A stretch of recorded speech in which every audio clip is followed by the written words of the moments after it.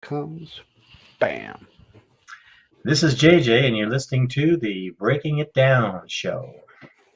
Yeah, the Break It Down show brings you all kinds of cool people.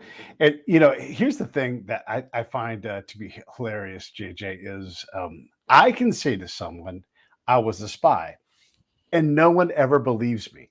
And I'm like, I swear to God, it's true. And they're like, you can't say that if you're a spy. And I'm like, that's why I can say it, because no one ever believes me.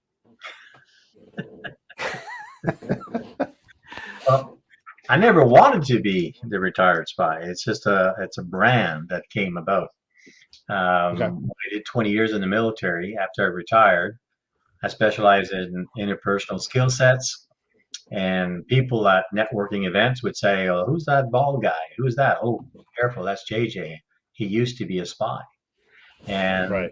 you don't brand yourself, somebody else will. And for me, I got branded the retired spy, and I spent maybe 8 years trying to avoid it.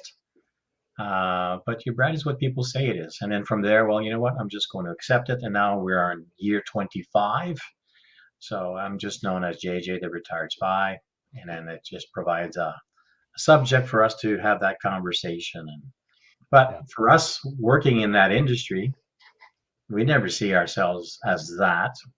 We are an intelligence officer, an intelligence operator. We work within the intelligence community. And when you go to take a course overseas, oh, you're going to spy school. I never said I was going to spy school. Well, we tend to label what we don't understand. So it's okay. It's just different. I got there a little earlier than that. My uncle's like, "You're my nephew who is a spy." And I'm like, "Whoa, hold on. I'm just a counterintelligence agent." He's like, "Pete, you're a spy." And I'm like, "No, no, I'm not." Because, I was trained to say, no, no, no, that's not true. And he's like, "What happens if the Chinese arrest you?" And I was like, "Oh, you know what? You're right.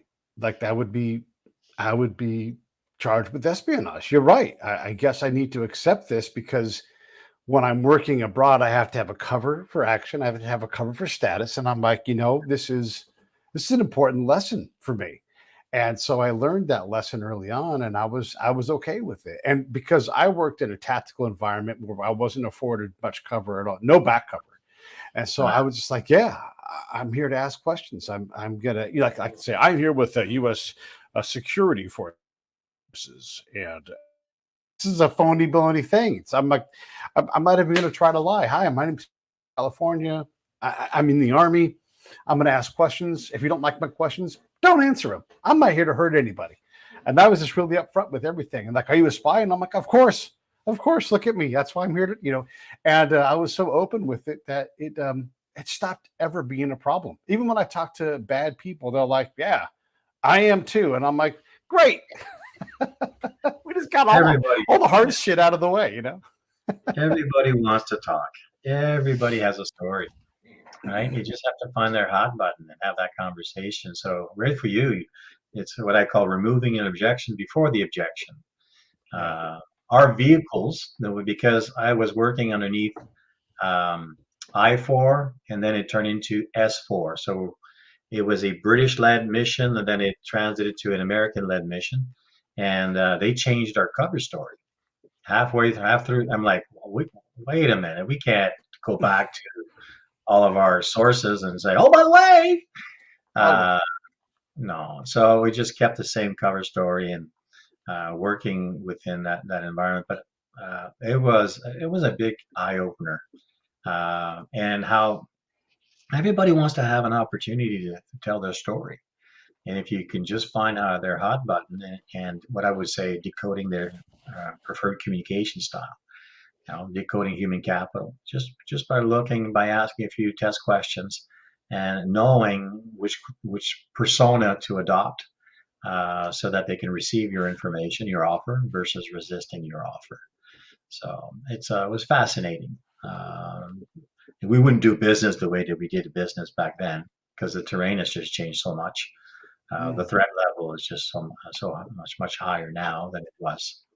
The Um, threat level you think is the big difference, or is there something else too? oh well, you see, when I have two operational tours. So one was peacekeeping, was in Cyprus, between the Greeks and the Turks, so that had a certain dynamic.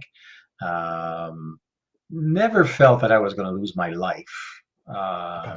when working there. Like the threat level is there, but it's not chaotic. It was manageable. And my second operational tour was in Bosnia, peacemaking, which was different. There was a Dayton Agreement, and I was part of the AIM of the Allied Military Intelligence Battalion. So I was going to be, and my claim to fame is that I was going to be the first Canadian trained and deployed as a contact handler since the Second World War. So being the first Canadian, there's a little bit of, oh crap, you don't want to be like on Survivor, you never want to be the first one voted off the island. I'm the Yeah. Canadian. I don't want to be the first one voted off the island. I want them to, hey, send more Canadians. So there's maybe it's pressure that I put on myself, but I did want to, not just be average. I wanted to be above average as a contact handler. And you just don't know how well you're doing because we're working in a multinational environment and we had anywhere from 5 to 7 different nationalities at the safe house. Now imagine this. The safe house is not fenced in. The safe house is a villa, and in the parking lot there are all these military vehicles. There's no fences, there's nothing stopping from anybody to walk in. Like we wouldn't do business the way that we did business. Well, the threat level was different in Bosnia than it was in Cyprus, just like the threat level in Afghanistan was different than in Bosnia, as in we couldn't do business the way we did. And back then, I was more training the troops to go over. So I did both the blue collar and the white collar. So I finished as a staff officer for the Canadian Armed Forces and assisted in helping the 2 rotations in Afghanistan. And Well, let's go also, back to Bosnia. Hold on. I don't want you to go too far ahead. What year were you in Bosnia? that would have been 94, 95, 96. Okay, Yeah. right. So I was there in '96 as well. And one of the unique things about that fight was peacemaking, peace holding.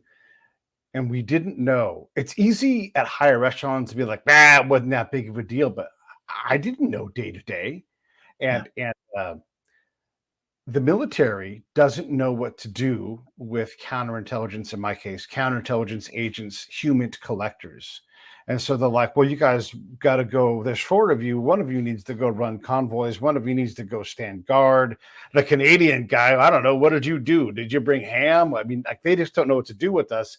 And so unless you've got someone looking out for you who's got a big ass to get chewed on, because we as a job, like we mess things up. We bring bad news, we Yep. break rules, we cause problems, man. We cause problems, Yeah. It's Because crazy. in the Canadian military, I was cross trained, so both as a human intelligence operator and a counter human intelligence operator, so CI. So we're cross Yeah. trained in both. So you would be chasing people like me. Yeah. But I'm looking to find and to cultivate sources in a hostile environment, determine their intentions, and modify their behaviors without using any Jedi mind tricks. These are not the droids you're looking for. You do want to help. You want to put the Team USA jersey, right? So at the end, you're having all these eyeballs working on your behalf or informing you what's happening so that you can advise your commanding officers so they can make an informed decision of where to put all the resources. But Yeah. counterintelligence, you have to be outside. You can't just stay inside. You have to be outside and getting a pulse of the people. What are That's they right. thinking? What's going on? Why Yeah. are you so aggressive? Yeah. Well, the last time this military vehicle passed by, it broke my fence. Yeah. And that's why Yeah. you have a shotgun and you're shooting at all the military vehicle that passes by. Okay, well, did Right. this actually happen? As in, well, Yeah. I didn't promise you anything. Let me see what we can do. And then you try to pull some favor with your engineers. Hey, can we help out here? And we built, apparently something happened to his fence. I don't know if it's true, but gesture of goodwill. Would you be okay? And then when you do that, oh wow, you're adding value, and then they're willing to build a relationship with you because you went the extra. But Yeah. I would agree with you. There's a lot of time the leadership does not know how to utilize the resources, and you Yeah. actually have to have a unit. So for us to go outside, we need at least 2 to 4 people. So when the risk was low, one vehicle and a driver and a co-driver. Well, then it's the one that's going to be leading the information. I mean the meeting, and somebody that's going to be assisting the meeting. Yeah. But you multifunctional, as in you're the driver. Okay. Well, your co-driver is your security. So there was just a lot of. We didn't even have comms. We didn't have Oh, radio. we can play with no radio. And it's like you wouldn't think about doing that today. Oh my Uh, God, no way. and the fact that we lived in a religious safe haven. So Hmm. my playground was Medjugorje. So if you or Mostar, if you know where Sarajevo is, Sure. a few hours south, you'll have a place called Mostar. No star. And Yeah. that base was ran by the French. It was Yep. a 1 star that became a 2 star general because one day uh, a I think it was a Greek 1 star came in, and then if the Greek had a 1 star, then the Turkish had to be a 1 star. While if there's a Greek 1 star and a Turkish 1 star, and then the German comes in with a 1 star, and it's like, wait a minute, uh, we need a 2 star general now for the French because it's a French Yes. base. That's right. So the French had 2 generals, and it's just the politics was just for me hilarious because the Brits would talk to me as a Canadian because of the alliance with the Commonwealth. So the Brits would talk to Sure. me Sure. against the French. Uh, I'm French. I'm a French Canadian. So then the French would talk to me because I'm a French Canadian. I'm a little cousin, and against the Brits. I'm like, okay. And then when the German came in, that was funny because this was the first time ever since World War II that the German under NATO left the country. Never seen before. That's right. That's right. And then they were coming on a French base. So All-Star, the airport was Ortiz Airport, and and I made fun of, hey, the Germans are coming, the Germans are coming, the Germans are coming, and the French didn't think that was funny, and I was like, well, I mean, it is funny. Yeah. yeah. And all their I've was beautiful. It wasn't used and run out. You know how we have yeah. equipment that's left over, but the Germans they had and oh my gosh, they built that camp so well and so well structured and engineered. I'm like, I only heard stories about how the Germans are, very systematic, and I saw Yeah. this RSM control the ground, the environment, and it was absolutely awesome, beautiful. I'm like, wow. But there was a lot of jealousy amongst the other nations because of all the attentions the Germans were getting, and we were forgetting that we were. And don't forget the Russians deployed with us as well. And we had I guess I'm going to get this wrong, but we had a Russian defector in our American intelligence. That creates problems. Oh boy! And so, and then you have egos, military egos, and it's like, well, you're not going to take our Russian from us. And matter of fact, we're going to put them co-located with you guys. And our commander, our captain, who was the commander of our company, by the way, a company of counterintelligence agents and interrogators deployed en masse, which has also never happened before. You had And yeah, well, so here's the thing: what's crazy is right as this was all happening, we had this intelligence battalion, and we had LURS, which are long range surveillance, everybody. And they had this multidisciplined counterintelligence asset that was like an electronic asset. And they're like, we're not going to need that anymore. And they're like, we're going to bring the interrogators over to the counterintelligence company and put them with you guys. And then we're going to send them back. We're not going to need interrogators anymore.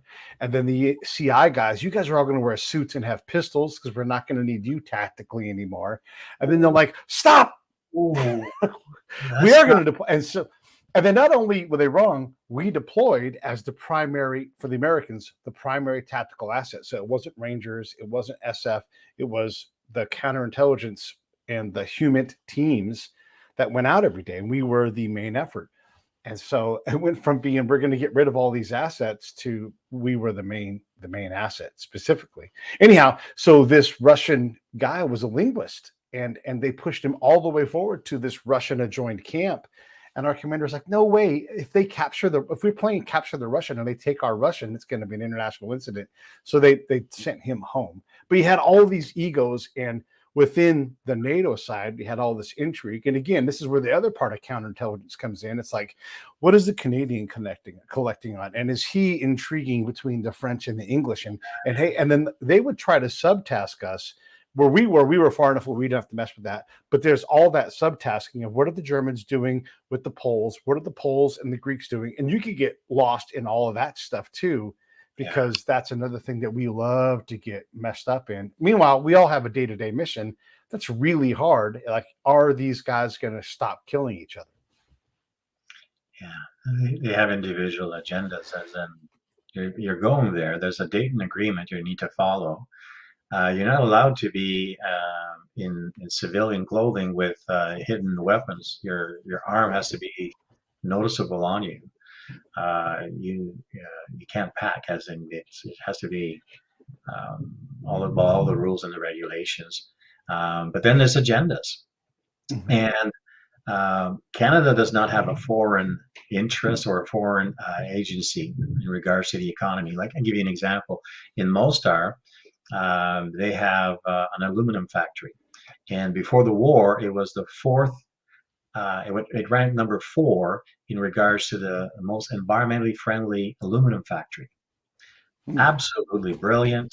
They had a daycare center. They had a dentist. They had a medical a doctor. So when you go there, you could leave your kids at the daycare. If they needed a dentist, a medical.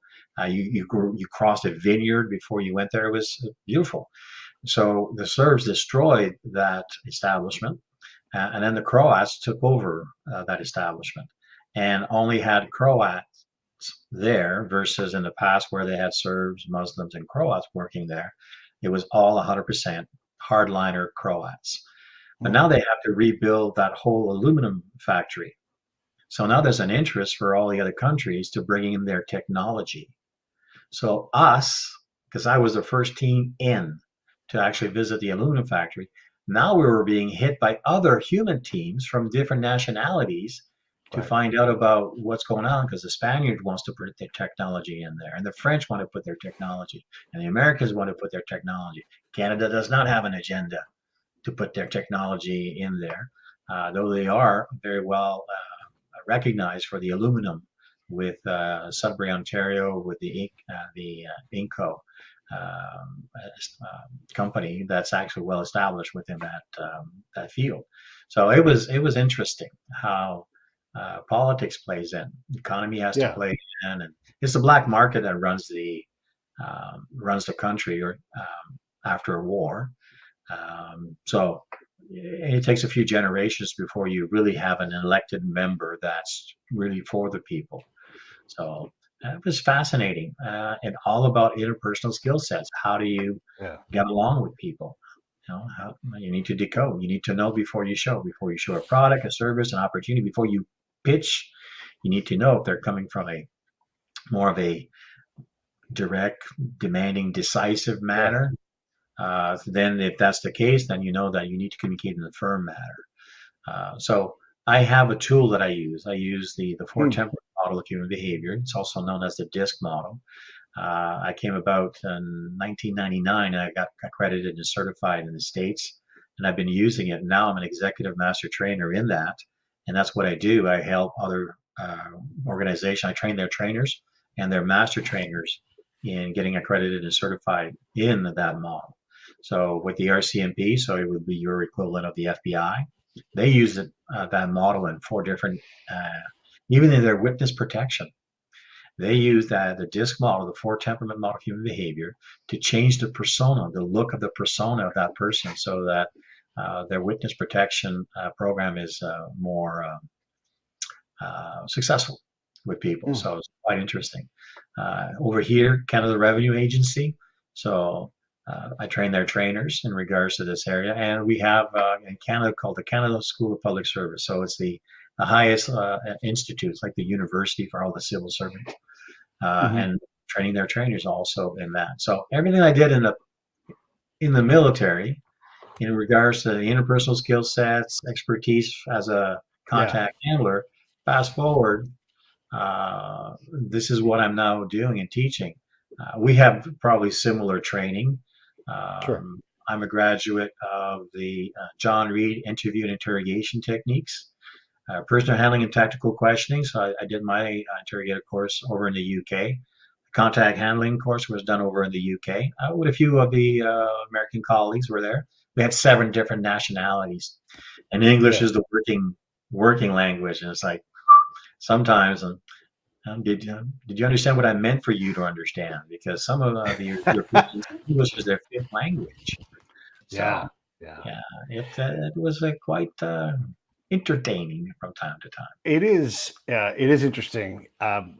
You would be surprised at how little training I got. I got like the basic course, and depending on what era of the course you go through, is how much training you get because it kind of xylophones. It kind of opens and closes the timeline and how much can they pack in. And for me, it was pretty broad. We were given a basic understanding of surveillance, and there's like a coded language that we learned with surveillance. We Okay. learned like the boilerplating of reports, the law, that kind of thing, and then swatted on the ass and sent out. And because there was no conflict, so they spent a lot of time just giving us a very very solid baseline. But then we deployed, and really no idea what we were going to do, no idea how to do a tactical mission. You do basic army stuff, but really not prepared. And luckily my boss knew what to do day to day, and he wasn't terribly good at it, but he had a very solid baseline of what we were supposed to do somehow. And then our boss, our warrant officer, was an interrogator.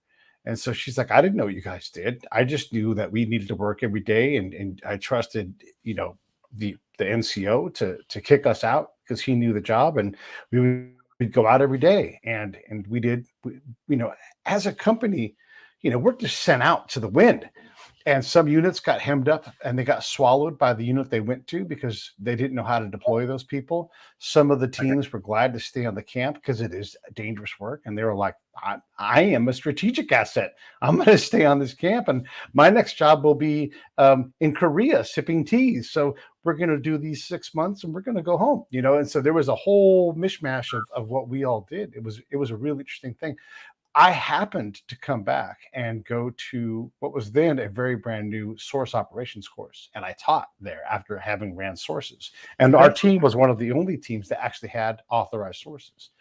And that was helpful because I got to validate what I had done and Hmm. teach my peers who had just done it. So I got to learn from teaching these people, and that was really it for me for courses, man. I mean, I didn't really do a whole lot beyond that, but I kept going back and back and back in the different theaters. And so I honed my sword doing Okay. the job off the camp, and really became a master through just a lot of repetition, and got way away from the book because you had to, because all these different fights, valley to valley, different places, and That's an developed a advantage completely you unique have style. in the U.S. military because in the Canadian military, there's a small window. So I did 5 years in the combat arms, but then I decided, well, combat arms you're limited in regards to your career path. And I'm like, Right. well, it's time to change trade. So then I went within the intelligence branch. And within the intelligence branch, 1 year I'm working at the National Defense Intelligence Center. So I saw the Yep. first Gulf War and the Oka crisis. That's a challenge we had with our Aboriginals. So at the headquarter level, and the fact that I was bilingual, I was sent there because I can speak French or answer the Right. phone in French and answer the phone in English. But after 2 years of shift work, they needed somebody, a francophone, up in Bagotville, Quebec. So Bagotville is an F-18 fighter squadron. So I was Yeah. sent to the fighter squadron. Now I'm doing mission planning. Well, I'm like, well, that's cool. And I'm learning about, sharing the threat missions, for doing everything and running that section. Then we go to this area called Red Flag. So it's in Alberta. And when you do the red flags, you have the Americans, you have allies, and then you do mission planning, and then you see your counterpart, your American counterpart, and it's like, well, wait a minute, how come there's three of you? What do you mean? Well, who does the in briefing? Well, I do the in briefing. Well, okay, then who does the mission planning? Well, that's me. I do the mission planning. Oh, who does the debriefing of the pilot when they come back? No, that's me. That's my area. So they had three subject matter experts, specialists, and I'm like, one Canadian, and I'm like, but you're bigger. Yeah. We're smaller, Bigger. so we Right. don't have that, Yeah. and you stay in that area longer than we do. Because for me, the last 10 years, I specialize in the field of human intelligence. So I did both 5 years as a blue collar and then 5 years as a white collar. So I'm like, Right. finishing as a staff officer. So I saw both sides of it. And the truth spoken is not as powerful as the truth that's been self-discovered. So all of your tours, all of you go back and you revalidate your information every time, and then modify, right? I said, the culture's changed here. We're going to modify, and you can stay in that lane a lot longer. But for us, the window is very, very short because then you go into a leadership. Then you're going to be running. You're going You to be get it. national headquarters, and you're no longer you're there to protect those who are going in next or selecting. I was privileged to be at the right place at the right time for selecting the teams that was going to go to Afghanistan because we're going to lose lives in Afghanistan. We already knew, as in Bosnia was one thing, but Afghanistan, we were going to lose lives. So we didn't lose any human operators ever when we were there. But the training had to be changed. So then my job was to find the funds, find the good operators, not the James Bond that wants to go in and carry and pack. It's like the selection process you have to work on finding the right, because you're looking for the best of the best. But guess what? The combat arms, they don't want to get rid of the best of the best. They want to keep them. Right? So you're sent those that aren't suited for the job. Yeah. It's a very difficult thing. And you're right. Like my ability was born on repetition and learning like what had to be done, what was valuable to a commander, how to satisfy the staff, how to satisfy the sergeant major so that they would allow me to work with that unit. Because I had to inculcate with the unit. I could handle outside the wire, but boy, that process of becoming a valuable to stay inside the wire long enough to be relevant to them and be allowed to help them was equally, if not more important. And I couldn't stay on camp too much because then I had to. Now I've got to get back out, and so I had to balance that part of the fight. You probably had some challenges also with people being jealous of you. Oh, for sure. And also, let's not forget, I had a lot of bad news about what people were doing. Because one of the things I got to do was I got to watch their briefing. Oh, we went out into town and we did this thing, and this is how we won the war. And I would go, all right, let me go see. And I'd go back 2 weeks later and I'm like, tell me what happened here the last month. And they would say, nothing good has happened here. And I'd say, oh, well, how's this thing? And I would ask questions, how we do. And they would color a completely different picture. And I'd bring that back to the boss. And, the boss wants to know, are we winning or are we losing? And when he goes, sounds like we're losing. And he looks over at the guys who just said we were winning, that gets you killed in the staff room, and I had to learn how to balance that out. But it's hyper important to the commander. He's like, this is not an easy fight. We've got all these variables. And the only way to learn how to do that was to get killed in the staff room a whole lot and be allowed to go back out and fight and fight and fight. But and there's no way to replicate that in school. Like you have to just go out and do it and understand what's important and what's not. And and then find guys who are out there like, wow, you really don't know what you young guys don't know what you're doing, and try to explain to them like you have to stop, you have to go do this, and then try to mentor when you can, and then never see those guys again, It's just it's so that job is so liquid all the time. You're like trying to hold water in your hands and Oh, trying to bring it back to the commander, and you're like, "There's no water in my hands anymore. Sorry, I had some water 10 minutes ago, but you know." I had my first case that I was provided. We had branded this gentleman as the self-declared mayor of Mostar. He wasn't the mayor, but he Yeah, sure acted. He was sort of like the what you would say. He was the Al Capone. He sure. ran the whole Upstina. I mean that township. He ran it, Yeah. and I needed to be his best friend, or I need to build a relationship. He has to receive me. And how the heck are you going to do that when you really don't care about people? Because my temperament style, I'm very much task oriented. But Hmm. here, I'm going to be evaluated by my ability to build relationships, caring about people. Now, I value people. I just don't care about people. It has the same intent.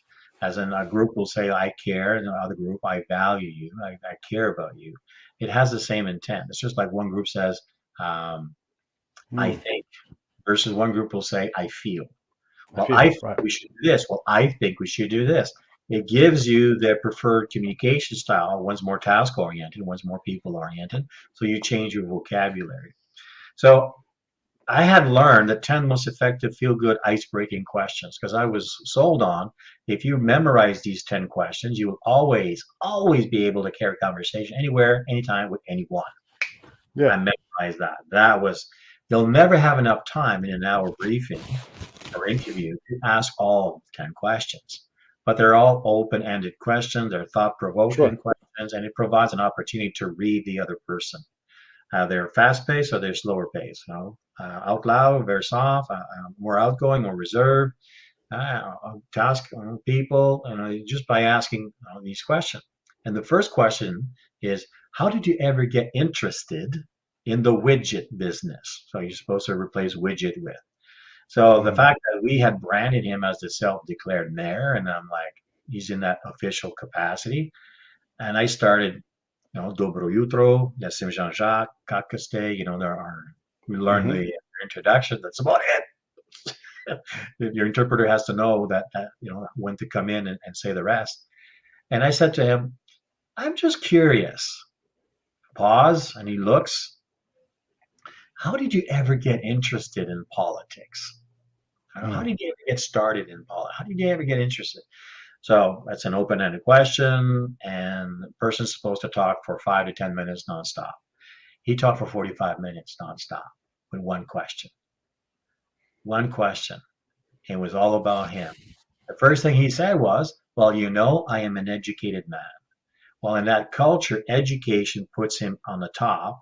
And if you have a low education, you're on the bottom of that total bowl, right? So, oh, he wants to be edified. He's educated. And he kept on going and going and going.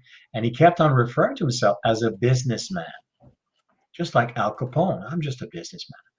And he's a businessman. He's the president of the aluminum factory, the aluminum factory, the aluminum factory. And then I'm like, you don't have any problem for us visiting your aluminum factory, right? I'm doing some little Jedi mind tricks here, as in Mhm. some neurolinguistic programming. No, you must come. Okay, Tuesday or Wednesday of next week. It's very hard to say no when you have two dates. Wednesday, morning or afternoon? Morning, you come. I arrange. So perfect. And it's a coup d'etat, as in no other team has ever gone there. It's my first meeting. We're already at that level. I come to see the boss, and by then it was an American. The boss was an American, and I was about to say his name. I don't want to embarrass him. Uh, he would always debrief us before when we came in, right? Verbally debrief us, ask questions. Then he would say, "I look forward to reading your report." Oh crap! I got to write everything now that I just said. And I told him about we have this meeting, etc. And then the next day he comes back. You can't go. What do you mean I can't go? This has never been done. The section will do this. We'll be seen. We'll be like we'll be able to report this. We'll have a lot of interest in our team that we're producing. And so I'm trained for this. But I was the only one that came out of the school as a contact handler. Everybody else is not certified or trained as contact handlers. There could have been some jealousy involved, and he didn't want to let it go. And I'm just like, I was like, I trained all this time. Then he says to me, "You can only go if you ask him this question." I'm like, "What's the question?" "Ask him if he's the one that cut the water supply to the Muslims." My second meeting? That's a Yeah. very direct question. How the heck? So you can't go, Brun. You can't go if you're not going to ask that question. And I was like, I'll ask the question.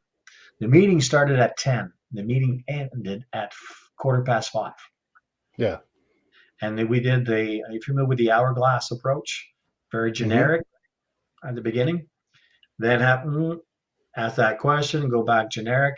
And it just happened that we were walking the terrain. We were walking, like he was touring us the aluminum factory. And it was a little bit misty, a little bit like, not like hard rain, but a little bit misty. And I found out that he spoke English, broken English, but I didn't need my interpreter. So now we're walking in front, just just him and me, Mio Brajkovic, probably passed away by now. And all of his staff, everyone's behind with my partner and the interpreter. And as I'm walking, I'm facing the Red River, and across the hill, that's the Muslim side. So we're on the Croat side, but across that river, we are on the Muslim side. And there's a water tower for the aluminum factory right beside that's been rebuilt. So as I'm walking, this is the time to ask the question. And I say to him, "Do you know what they're saying about you?" I'm just pointing. Hmm. "Oh, what are they saying?" "They're saying that you cut their water supply because of that water tower, because of the aluminum factory, the water tower requirement." He starts laughing. Then he says, "That's not why I cut the water supply." I'm like, "Okay, well, that's a yes." "Hmm. Come, you must see." And then he brings me to the water tower, and the pipes aren't connected. Then he explains that once all of this is connected, it only takes 20 minutes to take the water from the river to fill up the water tank and filter all this. So it's like, oh, okay. Well, so why did you cut their water supply? They need to know who's in charge. Well, that sounds Mm. fair. When do you think they will learn? They will have learned their lessons. Friday is a good day. And Friday, the water was back on. It just so happens that he not only controlled the aluminum factory, he controlled the electrical dam upstream that cuts the Mm. electricity. Like he had total ownership of that. And he Yeah. was like, and he was connected with everyone within, even the opposite political party had to answer to him. He was the alpha dog of that town. So It's powerful. That well, first off, it's okay for the unit above to ask you to ask questions, but you don't control my access. I need to go do my job because you yeah, don't know what else you don't know, right? Like now you found something else better. You found out, yes, why he cut the water supply. Thank you for asking me to ask that. I'll get that for you. Don't tell me when. Let me do it myself. And then allow me to show you how important this person is politically. Now let's look at the economic picture. Let's look at these other things and let's see how he is connected to these other leaders. I mean, there's so many things. You're thinking about one aspect, this commander is or whoever is tasking you. Like, there's so much more going on. We always focus on the threat aspect, the threat. Like, hold on, slow down. There's a lot more going on that we don't know about. These folks all talk to each other oh yeah, and there's a lot of intrigue. Let's slow down.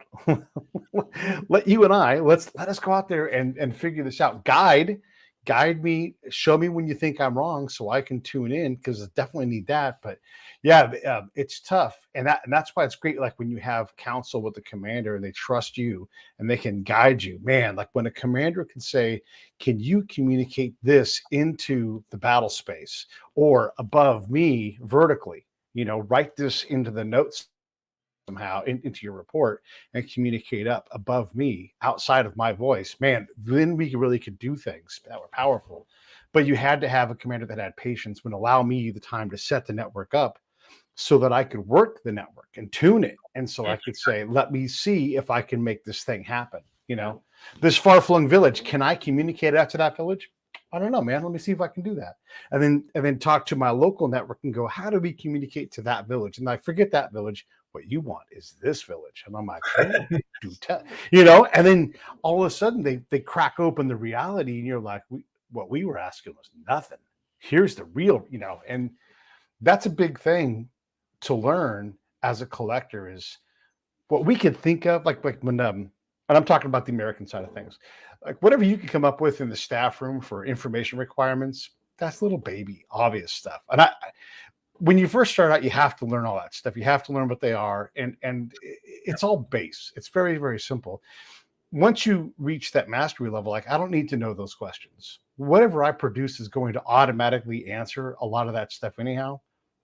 The stuff I'm going to give you that you're not thinking to ask is going to be way better than all that. Just give me access to the battlefield. That's why you only give me access, because all of that stuff is going to be tertiary knowledge that you're already going to get. The stuff I'm going to get on the patrols, nobody else can get. Just get me out. Let me go do what I do. How do you build these people, though? This is my question, James, is how do you build people? How fast can you build people who can reliably go out, ask better questions, build better rapport, build better trust, so that they can get information that is critical, or close the deal, or all the things that it took me, I don't know, more than 10 years, that's for sure, to get to the point where I could go anywhere, work through anybody, and reliably come out with a product that helped us win more, lose less. Yeah, there's a baseline of training that you get. For us, they did a modified contact handling course, multinational. So it was 4 weeks, 7 days, 7 days a week. So it was because you would do your recce's on a weekend for your extractions as you're preparing, or your meeting, or if you're doing a discrete photography. So there's a lot of work that was done over the weekend. So it was 7 days on. And the first tour, the first part of the tour, as an under a British-led mission, we were working 7 days a week. And it's like, so it went faster for me. I'm like, I didn't have a problem. When the Americans came in, they closed down the weekends, as in Sunday. We weren't allowed to do work on Sunday. I'm like, well, all my bad guys are doing work on Sunday. Yeah, they are. That's when it's like, well, the Americans aren't patrolling. Well, if you're telling us that we're not allowed to, guess what they're going to do? They're going to find out when they have spotters. They know when they're in and out. So, and it was funny because we were living in the local population in Medjugorje, and Medjugorje is a religious site. So it didn't suffer throughout the war. But all the bad guys live in Medjugorje because it's a safe place to raise their family. So at night you're in the coffee shop, right? And then you see and it's like tomorrow. It's almost like a Bugs Bunny. The wolf and the sheepdog. Yeah. They're on, Yeah. right? And it's like chase. Yeah. Then you're back, and then because you're living in the local community, you're going to have supper in the town and coffee shop, and then you they recognize you because you're in uniform, and yeah, dobro jutro, dober dan. It's like, okay, račun, madam, give me the receipt because I got to go and see where this guy's going. So it was surreal, as in, oh wow. But we would not do business the way it was done. Medjugorje would be 6,000 people back then in the winter, but then it would grow to about 30,000 because of all the pilgrimage. Now, there's a colleague that says that the town is about 30,000, and it grows to 60 to 90 with all the pilgrimage, because the claim to fame of Medjugorje is that the Virgin Mary appeared with three girls on top of a mountain. So now there's always pilgrimage over there. So it's a beautiful piece of the country. Right. Let me go back to, because the pilgrimage and the people there and all those things, that's so important. You're not learning how to be great in 1 week, though, in this job. That's the basics, right? So learning the questions, learning the techniques in Mhm. doing a week-long course, that's just giving you the tools. Sitting there and knowing when to shut up, sitting there and knowing when to ask that next question, Mhm. to when to pull that emotional lever. I mean, driving something. Like, what are the things that I learned? This is not in the American books. Was like they talk about placement and access. My job in Afghanistan was to become the placement and access, to put myself into the network and get myself into that provincial council meeting, into that friend group, so that I, not the secretary, I was in the meetings that I needed to be in because I was a friend in that group, right? That's not the book. That's not what the book says. But that was the only reliable way to be able to do that because that's just how the collection works in that part of the world. So to learn that, to be able to adapt to the different environments that you have to be there, that just it takes time to master these things. So that's what I'm looking for. Is like, how do you like? I don't know if you know Robin Dreek's work, but he talks about building trust. It was one of the things I did too. Is I one of the skills I developed was I would make the host national partner look at me as an advisor. And when he would say, I need Pete in here to talk to him about this problem I'm having. I'm not his advisor, I'm not his partner, but he would see me and I would write reports for these guys. Yep. Like, this is how the Americans work. This is how the system works. This is how you're seen. And I'd slide it across. This is how you're seen in the villages. And I would work for him as hard as I worked for the Americans. And so they would trust me because I was honest with them and I would give them products. And then they would say, you need to talk to so and so. And they would introduce me outside of my network because I worked hard for those guys to be an advocate. That's not in any school that I know about. Yeah, it's like the Brits were teaching us how to do contact handling according to how the Brits do contact handling. What Right. made me different is that, well, I was bringing in, because I was studying personalities and I was looking for Yeah. a model that applies across cultures. And back then I was using Florence Power Personality Plus. She Right. refers to choleric, sanguine, phlegmatic, melancholy. And it's just hard to, because it's not a word that's are easy to remember, and we are a different blend.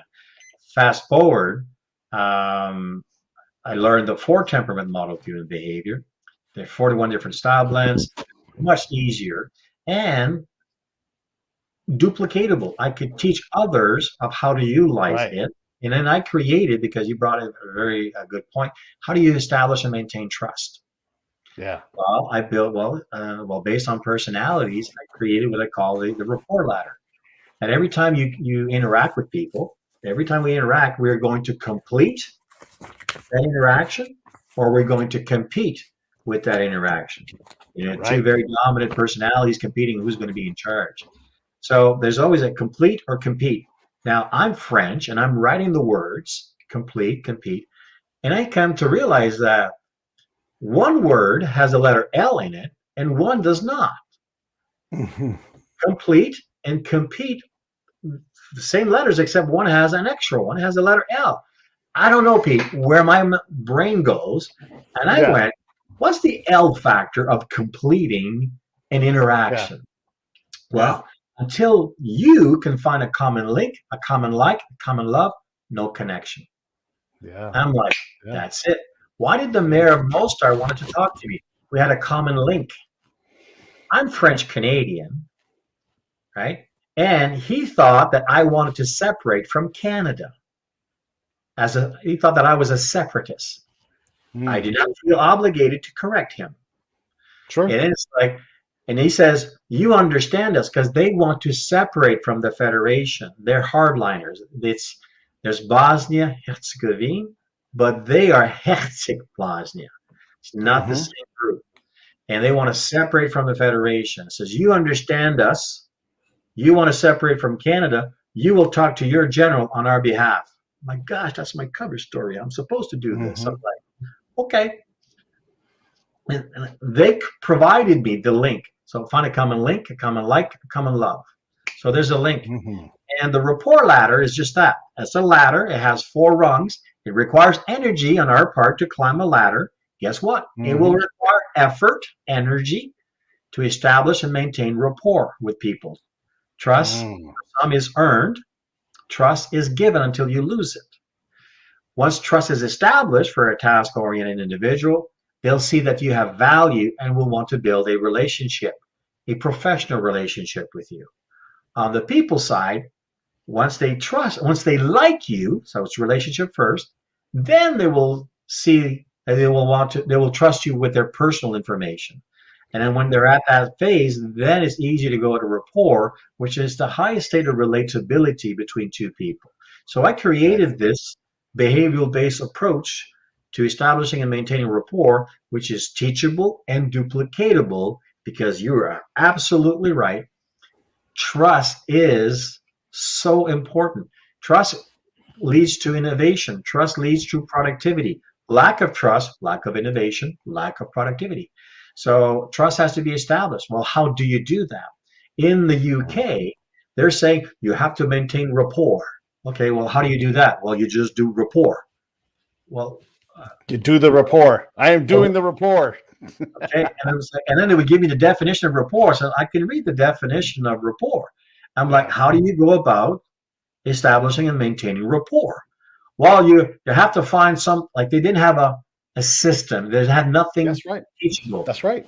Right. That's why it made me different, as in, yeah, we learn the normal skills, but us as operators, we have to go and find more information that they haven't provided us for us to do more. And what was really missing at the British spy school is the interpersonal skill set, not teaching us how to be more firm, or how to present ourselves in a fun way, how to present ourselves in a friendly way, how to present ourselves into a factual, presenting with style, and presenting, and they would fail people because I was involved in the running the first two human courses in Canada.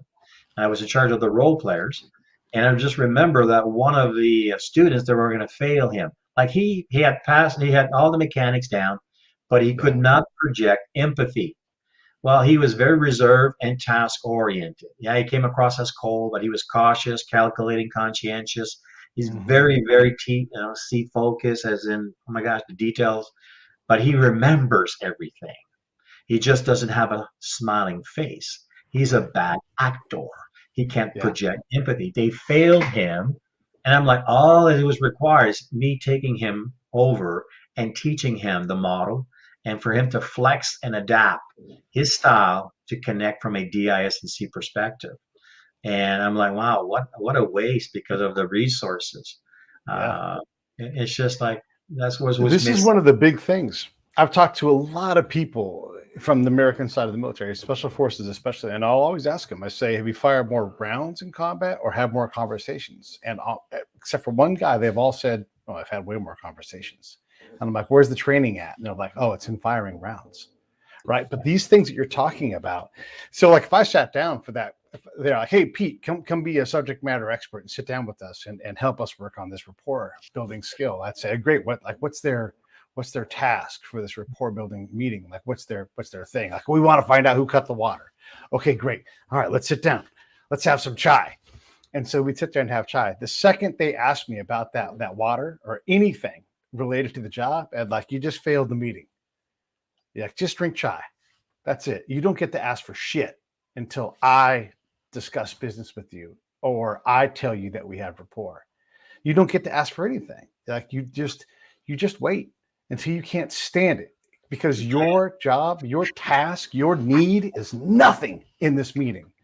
When I hear American people say, my boss doesn't care about that, my boss, shut the fuck up. Shut up.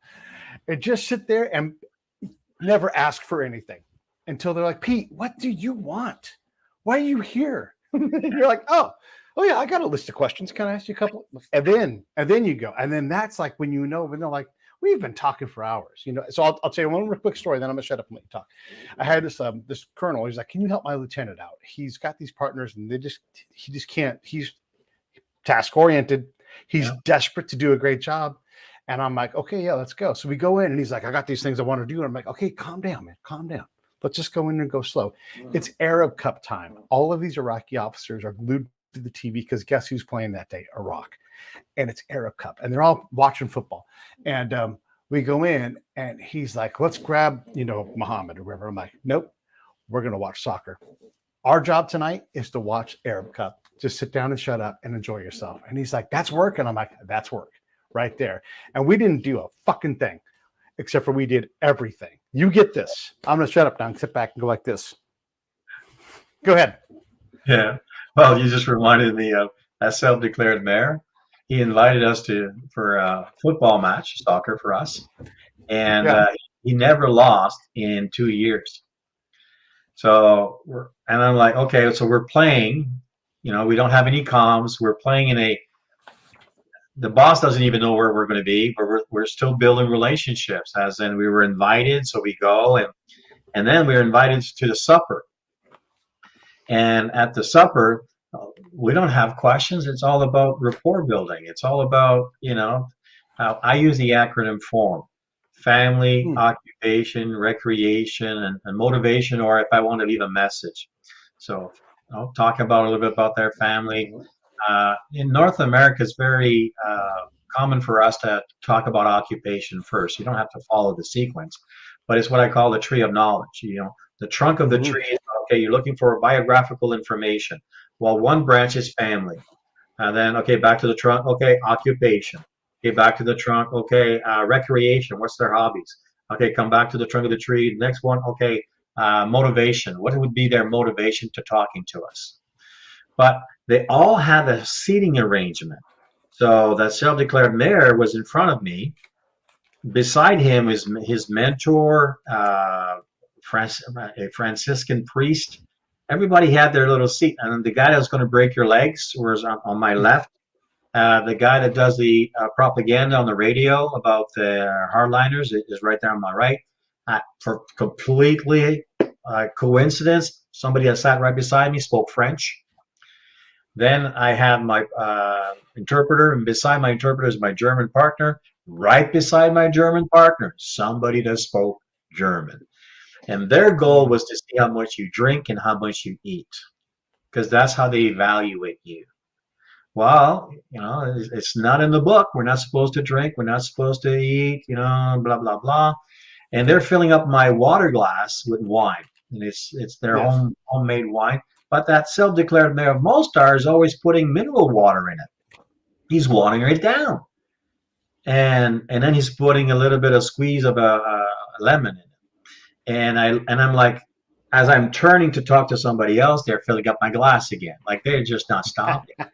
And then I'm like, I'm not going to last if this continues. So then I looked at the mayor and says, "Oh, I see that you put mineral water. Is that a tradition?" Yes, tradition, blah, blah, blah, blah. May I? So now they bring me a bottle and I start watering it down. But what it does is that it adds the little bubbles, because their wine is homemade, it's very flat, and it made it more palatable. Then they bring this lamb or goat, and it's beautiful. It's roasted like rotisserie, but then it gets cold and it turns all white because of all the fat. And there's no cutlery and all that. You just got to take some pieces, but they're evaluating you by how much you eat and drink. At the end of that meeting, there was no exchange of questions or whatnot. It was all about building relationships, and you're invited to the soccer match. That person that's on my left that breaks your legs, the thug, had a little confrontation, not like physical. It's just him coming in his broken English, and we'll see if you are different. And it's like, different? You do the elicitation of, you just repeat the last part of the different. Many come, not everyone come back. We'll see if you're different. In other words, if you come back and eat for a second time, you're different. I'm like, all right. So we came 3 times. Yeah. Now, the last time my replacement was in, and my replacement is very outgoing, and he's very, very good at sport. For the first time in 2 years, the self-declared mayor of Mostar lost a soccer match. Oh. So I'm in the cut V. Because I'm taking care of the weapons and I'm checking this out. and I'm like, holy fuck, I just don't know where this is going to go, right? Because this is uncharted. There's a lot to win by losing a match. Lose Yeah. it, and then my my my partner, well, my replacement comes in and he looks at me like like he's saying, "I'm sorry." He said, "But I didn't score." No, you didn't score. You assisted in all three goals because he was Yeah. fast enough that he could outrun them and take the ball back and come back. And then the self-declared mayor brings everybody, and then takes out his finger. This is the first time and the last time. And I'm like, I'm looking for the hands. I'm looking for the hands. Are they going? Like, am I? No, I'm checking around. No. From now on, he takes my replacement and baptizes him. His name was Serge. Sergey. Now he's now branded, right? Like he's got a nickname. He's like Sergey. From now on, you play on my team. It's right. He got picked up. So because that's the last, and I'm like, okay, Yeah. okay, ooh.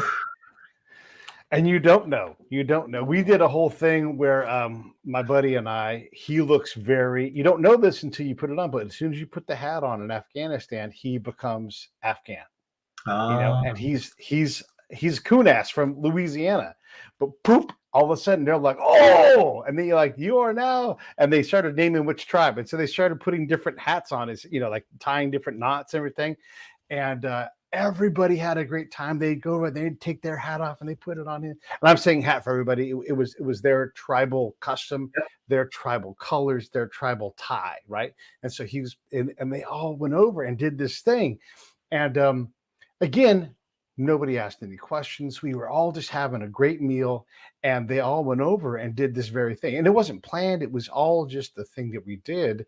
But this also helped make us known throughout the area. And so we would show up at other meetings and other places, and they're like, oh, you are Mr. Rich, the guy who looks Afghan. And then they would look at him and they go, yeah, you do. And so that thing, because remember, like the thing you don't know when you're a baby agent is that everybody else talks. Everybody else oh, yeah. talks, Oh, they know. you know? And Yeah. you don't realize it. You think you're outfoxing everybody. You're not. You're talking the least. And so they know the most about you and what you've done. That's why I don't ever lie. That's why I'm like, no, this is who I am. This is what I do. Anyhow, we've been talking for an hour, man, and I love it. And it's been great. And I hope we get a chance to meet face to face. It's just cool to be able to talk to people that have done this stuff for real in the field. And as much as we've done these things, we try to give these gifts to other people and everything else. So I appreciate what you do. Everybody, the link is down below. Just go to theretiredspy.com and you can check out JJ's work and get a chance to check out what he does. Anything you want to say in closing? Your mess is your message. I just remember a speaker saying that to me way back. And in high school, I always struggled when family members or people would ask you, professors, what do you want to, what do you want to be? What do you want to do after high school? And I was a-cluistic, one without a clue, as in I did not know anything about myself. So I would highly encourage people to have a strong sense of self. Take an opportunity, like there's so many behavioral tools out there: Myers-Briggs, True Colors, Neo, MMPI, Strength Finder, Bird Model, Enneagrams. Oh my gosh, pick one, master it, because you will often find yourself at a disadvantage in business or in your personal life if you do not have a model of reference. I have my favorite, pick yours, but master it. Because from there, you'll see that people don't do things to you, they do things for themselves. And you'll learn to say the same thing in a different way. You'll learn to celebrate people's differences versus tolerate people's differences. Across culture, the four temperament model of human behavior transcends cultures, as in it's applicable in those arenas. And it's like you're speaking a third language. Well, for me, a third language, and it's just made a whole difference. I don't think I'd still be married today if it wasn't for the model, because I better understand how did I raise my kids. based on their preferred communication style. So it makes a big difference. And I would have a big, uh, I'm a big advocate for self-awareness. So on the website, theretirespy.com, I actually created a free course for people so that they can master interpersonal skill sets. So if they're looking to, you can actually subscribe and you'll get 4 emails once a day, and you just do the lesson plans. Just do the lessons plan and start learning about yourself and others and see how you can then connect with them by design and not by chance when you're working with them. And if they have any questions, there's always a link in there. Contact JJ and they can have a complimentary 30-minute call, and I'll be happy to answer any questions that they may have. All right, let me run these credits. Hang in there. We'll be right back to you, JJ, and we'll talk, and then I'll talk to everybody else. Hey, everybody. Happy New Year. Hey, thanks for watching the show. I really appreciate it. Right here, you can subscribe. Please do that. It makes the show grow. Hit that notification bell so you know which incredible guest is coming up next. Down below is the PayPal link. You can put a small subscription in. That is an enormous help. All that money goes right back into the show. And then right up over here are the next episodes you should listen to, curated by yours